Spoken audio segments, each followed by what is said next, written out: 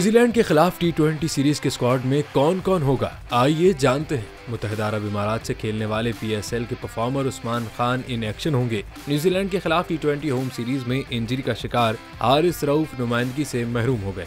जराये के मुताबिक न्यूजीलैंड के खिलाफ 5 T20 मैचेस की सीरीज के लिए कौमी स्क्वाड का ऐलान 9 अप्रैल को किए जाने का इम्कान है। मुमकिन खिलाड़ियों में कप्तान बाबर आजम, उस्मान खान, इमाद वसीम, मोहम्मद आमिर, साइम अयूब, मोहम्मद रिजवान, शादाब खान, इफ्तिखार अहमद, आजम खान, आगा सलमान, साहबजादा फरहान, फखर जमान, वसीम जूनियर, अब्बास आफरीदी, शाहीन आफरीदी, नसीम शाह और जमान खान भी स्क्वाड का हिस्सा होंगे। स्पिनर अबरार अहमद और उसामा मीर में से एक खिलाड़ी को नुमाइंदगी मिलेगी, जबकि हारिस रऊफ इंजरी के बाइस स्क्वाड का हिस्सा नहीं होंगे।